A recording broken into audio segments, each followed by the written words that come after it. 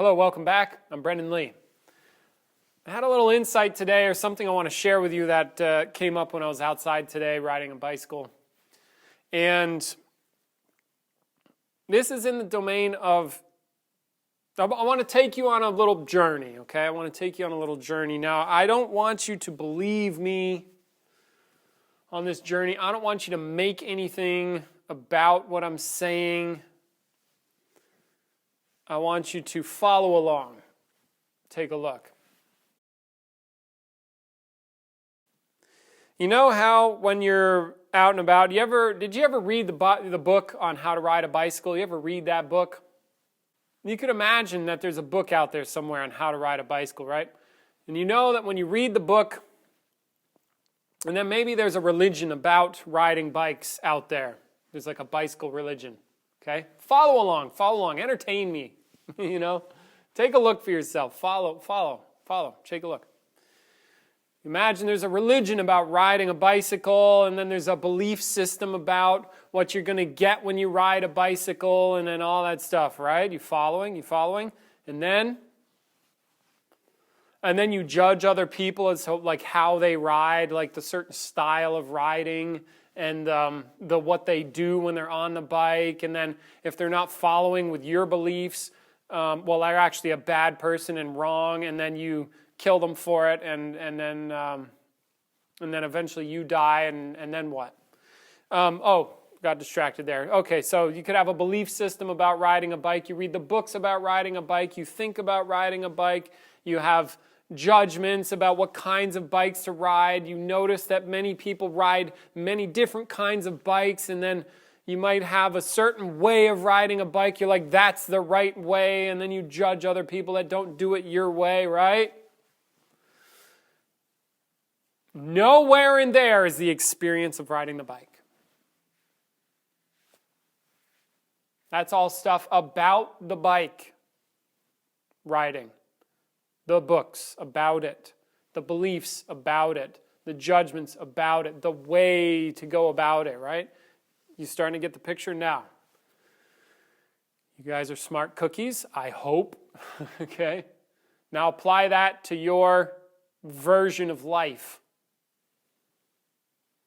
Apply that to your version, that metaphor or analogy.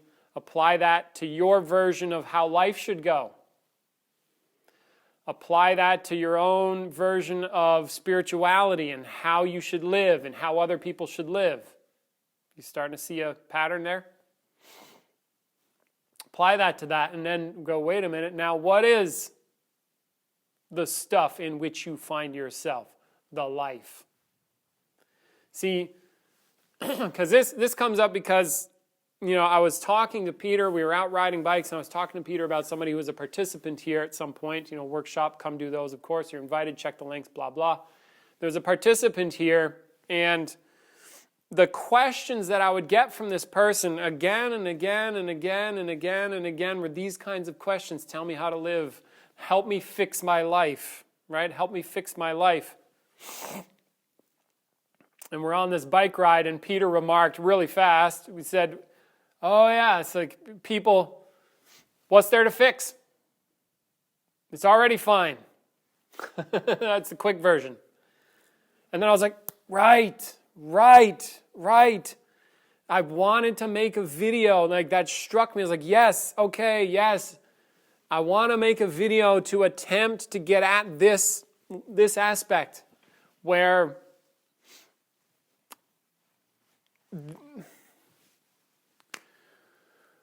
you look on, again, follow along. You look on the mindfulness app, right? Incredibly popular. What are they selling if you look at it? They're selling health, mental health. What are psychologists selling? Mental health. What is Buddhism selling? Buddhism, the ending all suffering of sentient beings, ending all sentient beings suffering, ending all suffering. That's ending suffering. It's getting better. What's mindfulness selling? I bet mindfulness, Headspace app, that's, if you look on their app, the last time I looked, it's all about health, right? Getting healthy. What's anybody selling? It's something to improve your life, make your life better, make your life easier, make your life more powerful. You see, that's what's being sold. And then especially say in this kind of work, and then specifically in this with this participant in these questions that keep coming up, and I can't tell, again, I get these kinds of questions frequently, and I understand because I was the same when I was coming up. Why do you think I started consciousness work in the first place? Well, I started with martial arts. Why? Because I was unhappy. I wanted to be happy. You see? I wanted to make my life better. You see? What's that about? It's getting better. And the funny thing is, that's the world that most people are caught up in. And I mean, the more I train, the more I get conscious, the more I take a look at things and get free of stuff. And as I continue and progress, they are caught up in it like holy smokes, like seriously. And they don't know. They don't really know. I can see. I can look at them. They don't know. They don't understand. They don't grasp it. They don't get it. They're trapped, and they don't get it. And so that's part of why I'm making this video. It's like I want to untrap you. I want to have you untrap yourself.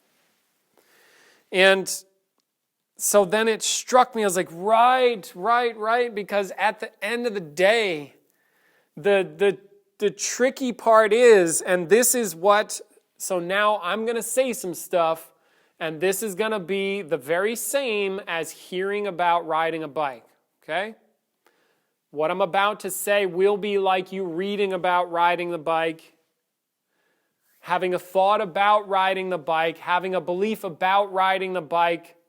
That's what I'm about to say. This is what is about to happen. So what I want you to do with what I say is recognize that I'm speaking about an experiential possibility. Your first impression, unless you get it, and if you get what I'm talking about, it will blow your fucking mind. Okay, so if your mind isn't blown experientially, then what you've got is some hearsay, some beliefs about, some writing like a book about the thing, not the thing. So I want you to, if you don't have your mind blown in the next couple minutes here, because I'm about to say something, you don't got it. And I want you to open up the possibility that you could grasp something. Okay? So,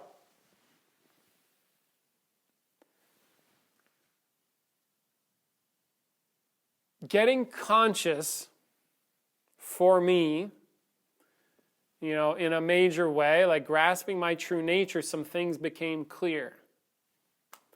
One thing that became clear is there is no problem. There never was a problem, and there can't be a problem like where I am, my nature. My nature does not give a shit about relative existence. There's no shit to give. Okay? And so that's going from, it's like going from a world of relative existence to a non-world world. The language starts to fall apart. It doesn't work for what I can talk about it all I want. What's absolutely true. Nothing. There's nowhere to go. There's nothing to do. I've never not been fine. You see? Now, maybe my mind, my brain has problems. My character has problems. Brendan has plenty of problems. Challenges, if you will. Okay? But I don't. And this shift, even though it's not a shift, this new consciousness, again, I really don't like the language because the high likelihood you're going to make some shit up, and the shit you make up is not what I'm talking about. It never will be, and it cannot be.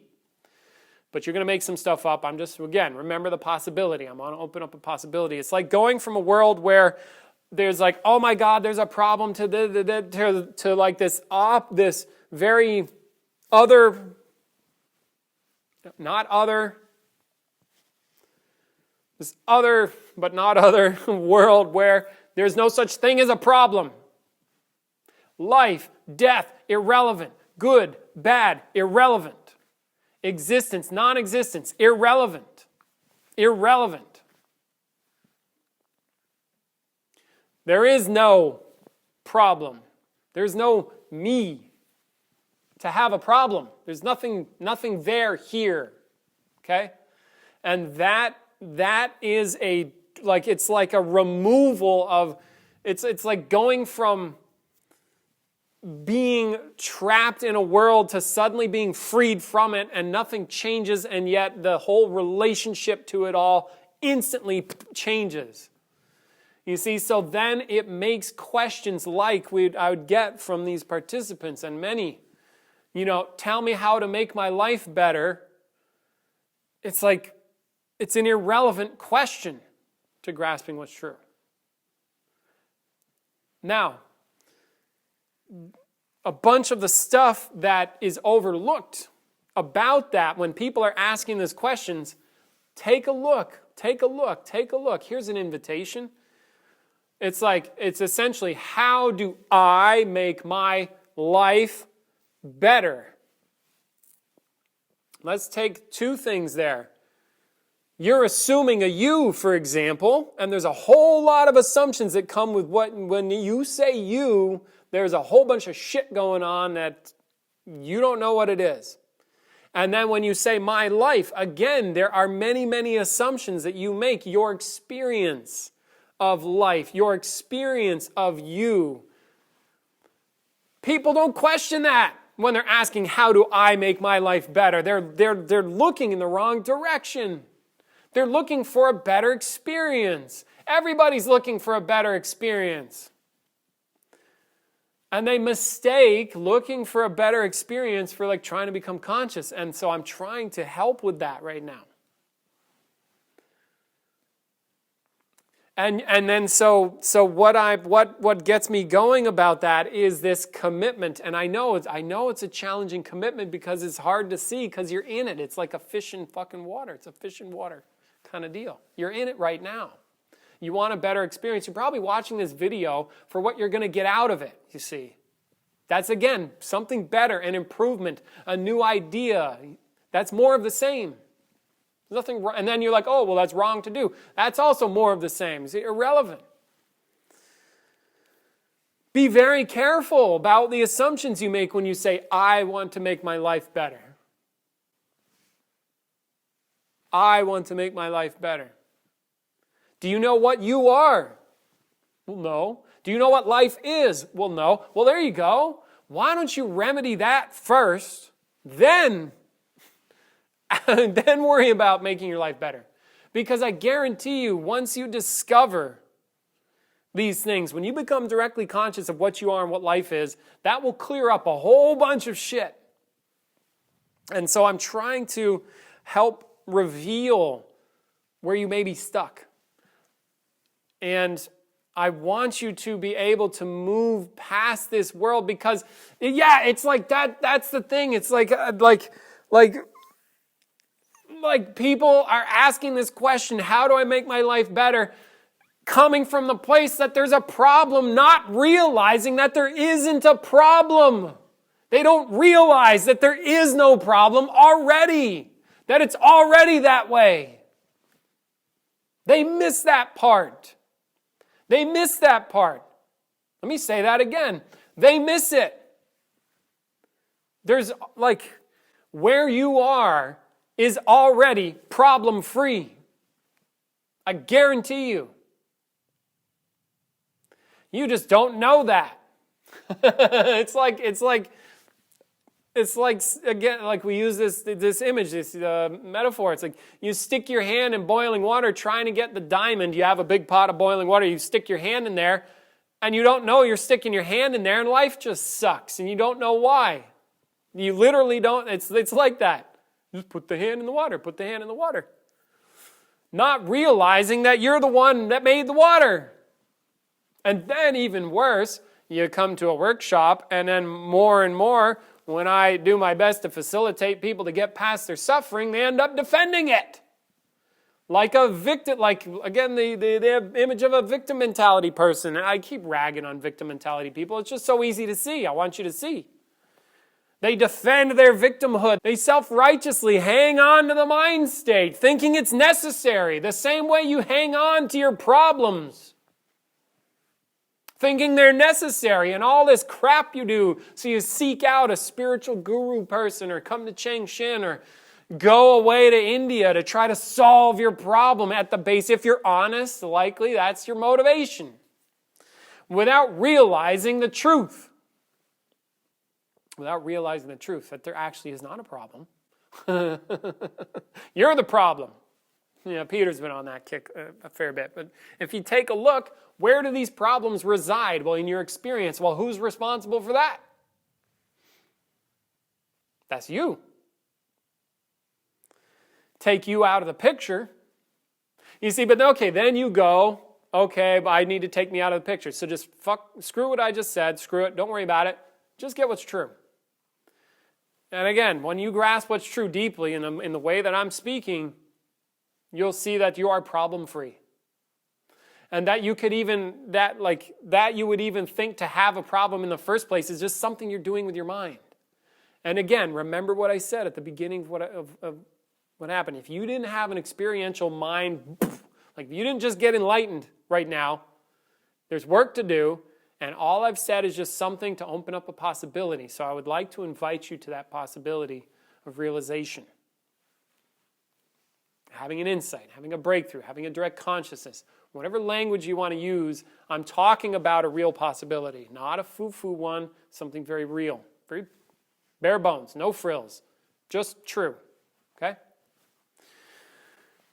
For example, I heard a story about a guy, he got out of an enlightenment intensive, he was on staff, and then he heard this story about a woman who went away, and she called in after she had gone. She's apparently driving down the road, and she called in, and she was like, talking to the facilitator, the master there, and she's like, I don't know what happened, but for some reason, I don't fear my children's death.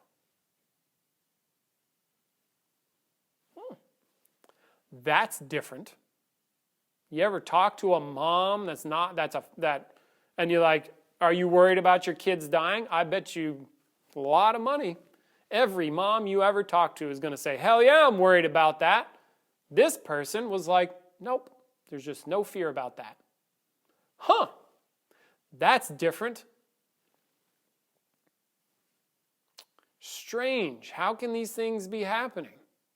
See, that tells me about a possibility or something.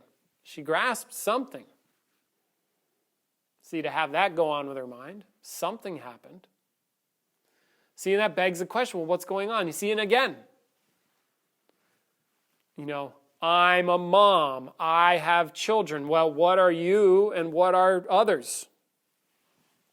If you don't know those things, you're going to make a lot of assumptions about what the world really is and what you really are and what life really is and what others really are. You will have tons of things that you make up about that, and then you'll have all kinds of drama about that, not realizing the nature of it. So it's like you're living in a world where you don't know what's actually true, just making a bunch of shit up, essentially.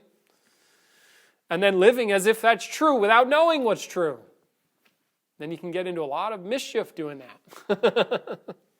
Okay? So I wanted to share that with you. What do you do about this video? Just open up the possibility and then toss everything out. How do you make progress? Well, in terms of getting conscious more and more, you know me, you've seen me. I obviously want to sell the workshops. I would love for people to come do workshops because that's where people get the most value, and also that supports me and my living expenses. Right? But the truth is, the truth of the matter is, it's not different than working out at a gym. If you want to get big muscles, you have to involve yourself in lifting weights. It's just how it goes. If you want to grasp some of this stuff, you have to involve yourself in grasping it. There's no other way. So whether you get involved by coming to a workshop, which the main benefit of coming to a workshop is it can save you a shitload of time, and it puts you in like a pressure cooker type situation where you can make lots of breakthroughs really fast. That's the benefit of a workshop. Plus you have a skilled facilitator to work with you. This greatly will accelerate your progress. But other than that, if you want to involve yourself and that is not on the table for you, come join us on School. We have a community that I'm building. We're building one up. Or there's a weekly newsletter, or just consume this content. But in either case, remember, when you go home, like when you leave this video, right? What do you do when you're alone? What do you do when you're cooking food? Or what do you do out there in life? Do you see how committed you are to that? There's nothing wrong with being committed to life. You will be committed to life. You already are committed to life, and then you're going to die. But you are going to hang on to this fucking life for sure. Even if you do it like a monk, it's still you being a monk. See, most people don't do that. In either case, I'm just saying, I'm trying to cut off all your exits. When you get out of here and you don't have somebody giving you a video or a lecture, or you're not otherwise engaged, what do you do? What does your mind do? What do you do with your mind out there? And if you're not contemplating something or questioning about something or attempting to become conscious of something, you will just be handling life. Again, you see how that may sound negative? No, it's not negative. It's just in a different direction. You'll be distracted doing that. All right, so now if you actually want to grasp something, get on it. You want to lift weight, you want to get big arms, go lift weights. You want to learn how to fight, you got to fight. You want to build the business? Guess what? You got to make the business. Do you want to have a relationship? You have to have a relationship. You have to do that. Life is like that. You have to take some action. Okay, so I'm just letting you know there's possibilities for other actions that you can take that are aligned with becoming conscious. Check the links in the description. You're obviously invited to do that. And then you're also invited to check out, like, how are you when you're in life? And what are you actually up to? Because that will serve you. You can teach yourself by paying the F attention to what you do. Just take a look at how you be out in the world. If you don't like it, be a different way. If you want certain results, be the way you need to be to get the results, and then take the action until you get the results. Yeah. Otherwise, if you're just entertaining yourself with this video, then that will be the result. The entertainment is the result. Great, I'm glad you're entertained. All right, but if you want to make progress, you got to get off your ass and do it. Yeah. So that is always an invitation with my videos. I'm speaking to as many people as I can. Get entertained. You want to get conscious. You want to get serious. You want to get really serious. We got other stuff for that. You can email me about it. All right. But that's only if you're real serious. And that, again, it takes work. I wish it didn't. But then I also am glad it does take work because, it makes things a little more interesting as you go. Okay? And then you die. All right. Much love. Take care. Use the video if you want to use it. Kick some ass or don't.